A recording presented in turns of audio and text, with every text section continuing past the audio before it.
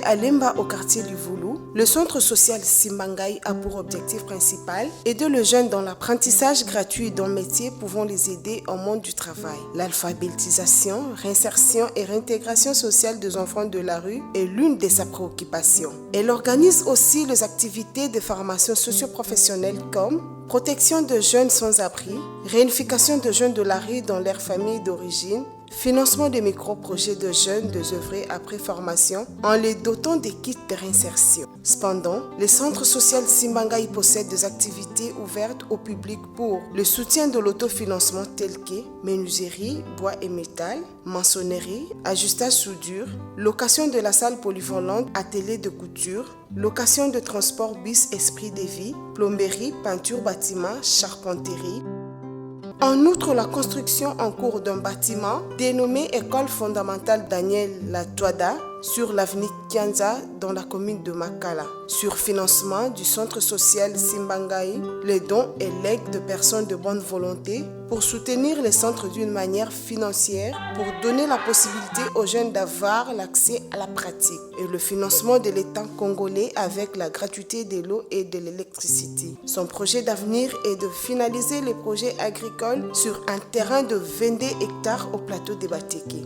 Le devise de Simbangai, c'est l'amour du travail, l'honnêteté et la transparence. Créé en 1993, le centre va célébrer ses 30 ans d'existence l'année prochaine.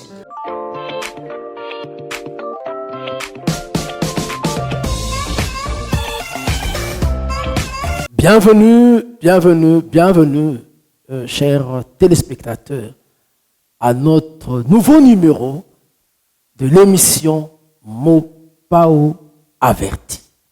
Mopao averti pour dire un patron qui est averti, un entrepreneur qui est averti. Nous avons dit autrefois que dans Mopao averti, nous vous informons, vous qui êtes un entrepreneur, comment vous y prendre en matière de finances, la gestion du personnel et la gestion de la fiscalité. Une fois ces trois étapes, ces trois matières maîtrisées, alors vous pouvez aller très loin dans ce que vous êtes en train de faire. Voilà pourquoi nous sommes aujourd'hui à notre nouveau numéro, Mopao averti. Nous vous disons bonjour. Roger Mangui, je le suis, consultant en finance. Nous disons gloire à Dieu, lui qui nous donne la force, l'intelligence, la vraie intelligence nous vient de Dieu. Et c'est pourquoi si vous êtes encore dans les ténèbres, je vous présente Christ qui est la lumière. Recevez la lumière. Nous recevons cette lumière de Christ et nous projetons cette lumière au travers de vous avec ce que nous sommes en train de faire. Voilà. Nous commençons avec la question que nous avons laissée la fois passée. Nous avons dit, M. Nicolas a pris l'argent. Il a pris l'argent pour aller déposer à la banque. Et qui doit signer le bon de sortie? Parce que dans les bons de sortie, ce que nous avons présenté autrefois, dans ce modèle-là, nous avons côté bénéficiaire. Qui doit bénéficier? Qui doit signer comme bénéficiaire par rapport à cette opération? Là, je m'en vais directement nous dire que c'est M. Nicolas. Oui, M. Nicolas qui doit signer. Bien que c'est lui qui prend pour aller juste verser à la banque, mais parce que c'est lui qui est en contact direct avec le caissier, c'est lui qui doit signer. Je m'en vais donc nous dire ceci. À chaque fois le caissier, tu es en contact avec quelqu'un, en contact direct avec quelqu'un. La personne qui doit signer dans les bons de sortie, c'est cette personne-là qui vous prend de l'argent. Même s'il dit, mais voilà, je vais donner à quelqu'un d'autre, je ne suis pas le bénéficiaire final de cette opération. Mais parce que c'est lui qui prend l'argent chez vous, c'est lui qui doit signer les documents bons de sortie. Et il aura à justifier par après. Nous allons parler de ça, de justification, dans les heures qui viennent. Et vous allez trouver, comme je vous ai dit autrefois, que c'est très intéressant. Alors, aujourd'hui, nous disons, nous avons parlé de documents de caisse. Premier point. Souvenez-vous, nous avons dit pour le deuxième point, nous parlerons de pièces justificatives. Et troisième point, ça sera l'autocontrôle d'un caissier. L'autocontrôle d'un caissier. Après donc, le premier point, les documents. Là où nous avons traité les livres de caisse et les bons de caisse, bons d'entrée comme bons de sortie. Et là, j'ouvre juste un nota bene pour nous dire ceci. Dans le document de caisse, il y a aussi ce que nous appelons les reçus. Ah oui, les reçus. En fait, le reçu est un document externe. Lui, il met en relation la structure et le monde externe. Donc, si quelqu'un vient chez vous, vous déposez de l'argent, il est externe à votre structure. Il vient vous payer une facture quelconque. Vous ne devez normalement pas lui faire un bon d'entrée. Vous lui faites un reçu. Vous avez presté pour lui. Et la personne vient vous payer et vous lui faites un reçu. Les bons d'entrée et les bons de sortie sont plus utilisés dans le plan interne. Donc voilà, le reçu a presque les mêmes informations que le bon d'entrée, mais sauf qu'il est orienté vers l'externe. Je ferme directement mon nota bene, la parenthèse. Je m'en vais donc au sujet du jour. Vous savez, on n'a pas beaucoup de temps. Donc on va prendre juste quelques points essentiels et on s'est dit au revoir. Alors aujourd'hui, nous allons parler un tout petit peu de pièces justificatives. En fait, qu'est-ce que nous appelons une pièce justificative?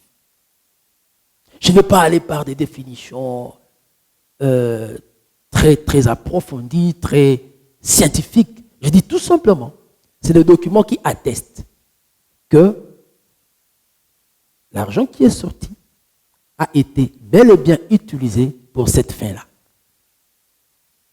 C'est pourquoi d'ailleurs nous l'appelons une pièce justificative.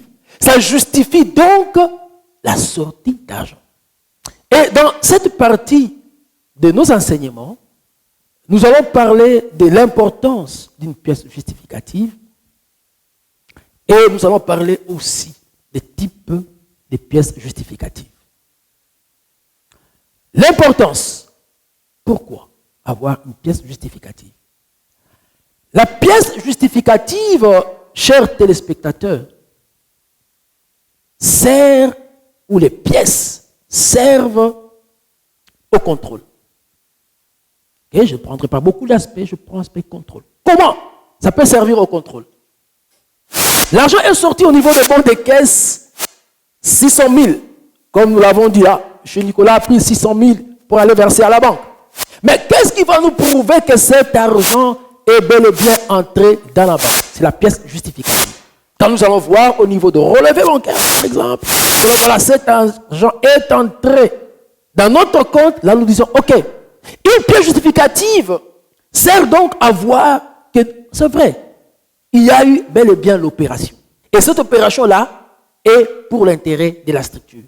Je prends un autre exemple pour faire voir l'importance d'une pièce justificative. On a pris l'argent pour aller acheter du carburant. Carburant pour le groupe électrogène. Nous sommes à Kinshasa. On achète du carburant pour 50 000 francs congolais. Et la personne qui amène la pièce justificative, si la personne amène une pièce de 40 000 francs congolais, les caissiers, vous qui êtes là, vous faites d'office le premier élément de contrôle. En fait, vous êtes la première personne à contrôler des sorties d'argent. Quand vous recevez donc votre pièce justificative, ou la pièce qui vous est présentée, vous confrontez donc les montants et les montants de la pièce et les montants qui est repris au niveau des bons de sortie. Regardez, nous avons dit dans les bons de sortie, c'était 50 000 francs congolais et la pièce qui nous est présentée est de 40 000 francs congolais et directement on sait comprendre que non, il y a de quoi à demander à la personne à qui on a donné l'argent, les 50 000 francs congolais. Et si la personne avait peut-être caché ça quelque part, la personne sera donc obligée de ressortir ça et de reverser à la caisse et c'est la structure qui gagne. Donc, la pièce justificative est très importante parce que ça sert au contrôle. La pièce justificative est aussi importante parce que ça actionne les comptes au niveau de la comptabilité. Nous n'allons pas beaucoup parler par rapport à la comptabilité parce qu'il y a des modules appropriés pour cela. Normalement, on ne peut pas actionner un compte au niveau de la comptabilité sans pour autant avoir la pièce justificative. C'est-à-dire la facture, quand par exemple il s'agit d'un fournisseur. Comme dans ce cas-là, on a acheté des carburants pour 40 000, le comptable va donc regarder la facture et passer l'écriture. 60 à 57 par exemple, pour le montant de 40 000. Mais pour passer cette écriture-là au niveau de la comptabilité, normalement, on doit avoir la pièce justificative. Donc la facture qui témoigne qu'on a acheté du carburant pour ce montant-là.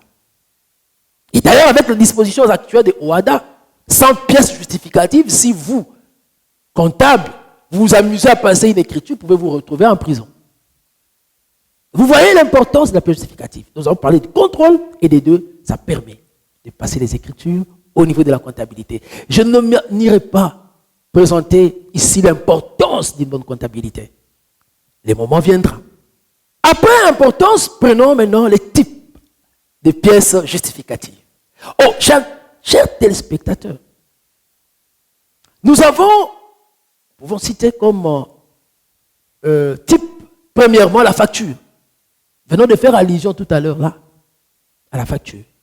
Quand il s'agit d'une relation entre nous, la structure, et un fournisseur. Un fournisseur occasionnel ou un fournisseur contractuel. C'est-à-dire nous avons un contrat avec ces fournisseurs-là. Donc la facture est là pour faire preuve de notre opération. Et c'est la pièce justificative par excellence. Un autre type d'une pièce justificative, il s'agit de la décharge. Vous savez, dans des petites structures, il est difficile d'avoir une facture faite en bonne et due forme. Vous croisez par exemple, je vis ça dans une structure, plus d'une fois, à l'intérieur du pays, on donne à un transporteur de l'argent, peut-être même $1000. Donc, des millions de francs congolais. C'est beaucoup d'argent dans une activité. 4 millions de dollars, 4 millions de francs congolais. C'est beaucoup d'argent. Mais ces gens-là, les transporteurs, ne savent pas faire une facture en bonne et due forme, comme nous allons le voir, avec des éléments obligatoires, comme nous allons le voir. Dans ce cas-là, que faire? Ne pas passer l'écriture au niveau de la comptabilité, mais l'écriture, si ça ne passe pas, la comptabilité sera biaisée. On aura de mauvais soldes au niveau de la comptabilité. Donc il faut passer l'écriture. Et dans ce cas, comment résoudre ce problème? La décharge maintenant vient pour résoudre le problème. Donc à défaut des factures, dans nos relations avec un fournisseur, la décharge, chers téléspectateurs, peut faire l'affaire. Un autre type de pièce justificative, il s'agit de butin de paye. Ah ben, regardons. Vous payez à votre personnel de l'argent, la paye. Vous effectuez la paye. Vous lui payez son salaire. Non, vous avez très bien travaillé pour le mois de décembre. Prenez ça. Réjouissez-vous avec ça. Vous n'avez pas demandé à votre employé de vous faire une facture. Donc ça sera un bulletin de paye dans ce cas-là. Donc voilà, côté type, nous pouvons donc rapidement citer la facture. Dans le cadre de notre relation avec un fournisseur, analyser une facture. Retenons ceci, dans une facture, on doit avoir comme élément essentiel 1, la date, 2, l'entête. On doit savoir qui a émis cette facture-là, avec qui on a été en contact. 3, le numéro des factures. 4, le montant en chiffres comme en lettres. 5, nous devons avoir la désignation. Pourquoi nous donnons cet argent? Et 6, il y a une mention obligatoire pour toute facture. C'est la mention doit. C'est ça même ce qui différencie, chers téléspectateurs, une facture pro forma à une facture proprement dite. La mention doit être là. Voilà, ce sont les 6 mentions principales que nous pouvons citer dans les cadres d'une facture. Vous le voyez dans mon écran.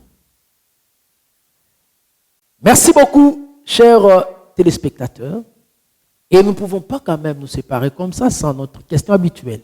La question du jour. Vous avez reçu une facture où il n'y a pas de date. vous en tant que caissier, en tant que caissière, allez-vous accepter telle facture ou carrément la rejeter? Est-ce que cette facture-là répond aux exigences ou ça cloche quelque part? Merci, que Dieu nous garde et à la prochaine.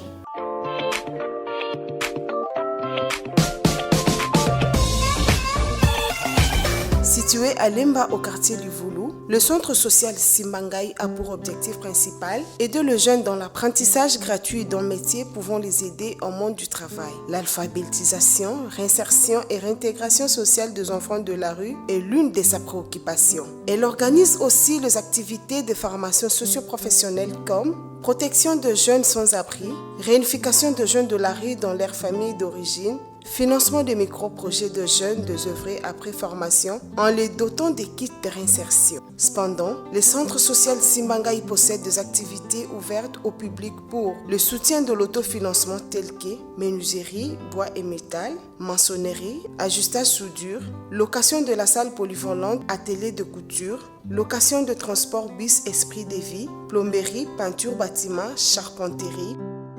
En outre, la construction en cours d'un bâtiment dénommé École fondamentale Daniel Latouada sur l'avenue Kianza dans la commune de Makala. Sur financement du centre social Simbangaï, les dons et legs de personnes de bonne volonté pour soutenir les centres d'une manière financière pour donner la possibilité aux jeunes d'avoir l'accès à la pratique et le financement de l'État congolais avec la gratuité de l'eau et de l'électricité. Son projet d'avenir est de finaliser les projets agricoles sur un terrain de 22 hectares au plateau de Bateke. Le devise de Simbangaï, c'est l'amour du travail, l'honnêteté et la transparence. Créé en 1993, le centre va célébrer ses 30 ans d'existence l'année prochaine.